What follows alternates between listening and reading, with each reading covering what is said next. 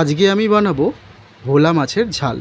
তো অনেকেই অনেক রকমভাবে বানায়, এইভাবে একবার বানিয়ে দেখো, নিশ্চয়ই ভালো লাগবে। প্রথমে আমরা কিছুটা মাছ নিয়ে নিয়েছি। এবারে এই মাছগুলোকে প্রথমে নুন হলুদ মাখিয়ে নেওয়ার পালা। তো নুন হলুদটা আমি ভালো করে মাখিয়ে নিচ্ছি। আর ভোলা মাছে এমনিই নুন থাকে, নুনটা একটু কম দিতে হয়। আর এই যে দেখো, আরেকজনকে দেখাই, প্রত্যেক দিন মাছ ভাজার গন্ধ পেলেই রান্নাঘর থেকে মোটেই ইনি নড়বেন না, দেখেছো? তো যাই হোক, প্রথমে আমি তেলটাকে গরম করে নিয়ে এবার এক এক করে মাছগুলোকে ছেড়ে দিচ্ছি। মাছগুলো ভাজা হয়ে গেলে এবার আমি তুলে রাখবো। আর এই মাছ একটু কিন্তু বেশি ভালো করেই ভাজতে হয়, লাল লাল করে, যেহেতু গঙ্গার মাছ। এবারে আমরা এর মধ্যে পরিমাণ মতো নুন, পরিমাণ মতো হলুদ দিয়ে আলুগুলোকে ভেজে নেব। আলুগুলো লাল লাল করে ভাজা হয়ে গেলে এবার ওই তেলেই আমরা দিয়ে দেব কালো জিরে আর কিছুটা পরিমাণে আদা রসুনের পেস্ট।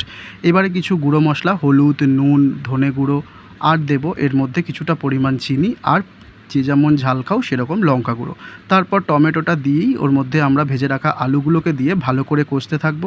তেল ছেড়ে এলে যে যেমন ঝোল রাখবে সেরকম জল দেবে। দিয়ে তারপরে মিনিট পাঁচেক পরে যখন দেখবে আলুগুলো সেদ্ধ হয়ে গেছে, তখন ভাজা মাছগুলো দিয়ে আবার চাপা দিয়ে দিতে হবে। নামানোর আগে ওপর থেকে কিছুটা পরিমাণ ধনেপাতা আর গরম মশলা দিয়ে দিলেই একেবারে রেডি হয়ে যাবে ভোলা মাছের এরকম ঝাল। তোমরা অনেকেই অনেক রকমভাবেই বানাও, কিন্তু এইভাবে কারা বানাও কমেন্ট বক্সে অবশ্যই জানিও। আর রান্নাটা কেমন লাগলো সেটাও জানিও।